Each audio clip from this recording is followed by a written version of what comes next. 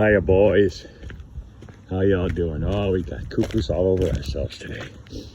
Yes, we do. We got cuckoos all over ourselves. Hi, guys. Just a minute. Here's what old Woody says. I got so many cuckoos all over the place. I got in my eyes and in my face. And Buzzy with a mustache, he says, no, wait a minute. He says, I got cuckoos on me too. All right, just a minute. Boys, I have a story. The other day, I was talking publicly to my friends about how, all right, I'll give you some treats, about my first memory of a horse is when I was about 5 years old. One of the things I'm most proud of about my family tree is that my father, the greatest man I've ever known, sweetest, gentlest, most giving, considerate, toughest, strongest, brilliant man, he single-handedly developed the Polaris and Poseidon missile programs for the Navy nuclear submarine program. He was mentor to Jack Welch at GE. Anyway, and his brother, my Uncle Vern, and sweet Aunt Ruth. Uncle Vern was a fighter pilot and a test pilot for Lockheed. And they've been in that part of the Peterson clan's been in Georgia for decades. Okay, so the reason I say that is because their father, my grandfather, was a farmer. And I remember, talk about simple, old-fashioned American stock. He was a farmer since the late 1800s. And I remember going to his farm the first time when I was about 5 years old. Just a minute, you cuckoo head. No begging.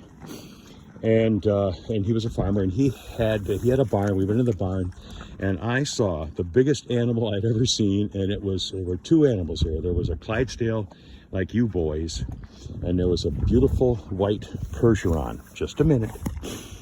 And I went up to that white Percheron, and I said, Grandpa, I want to ride that horse. I don't know if I said those exact words, but I remember wanting to ride the horse and trying to get on him. He said, go ahead. And we kind of laughed about it. I didn't get to ride him, obviously, because they were what we used to call cow horses or draft horses. But he did hitch up a buggy. He actually had a wagon, a cart wagon. He'd carry stuff on his farm. He had draft horses. And he hitched up the Clydesdale, like you goofheads, and that beautiful white Percheron, and let me try to drive him. And I never really, he's doing stretchies. I never quite got the hang of the G-haw or gee-haw or whatever. But I remember, I'll never forget the feeling of meeting that horse for the first time. The reason I say that is,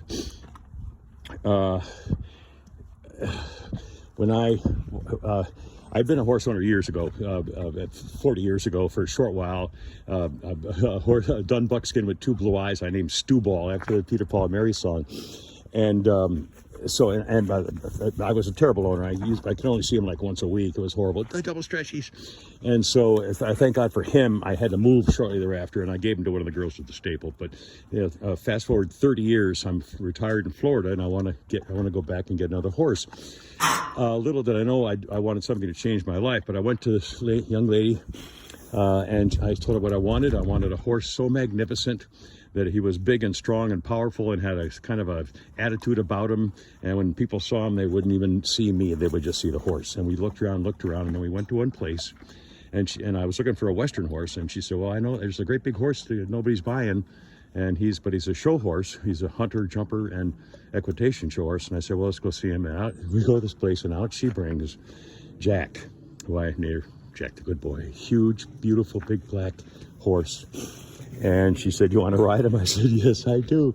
So they saddled him up, and when I sat on him, I settled immediately, and he settled right back. I could feel it, and I've never felt that since. And he was huge, but it was like, it was just sitting there with him.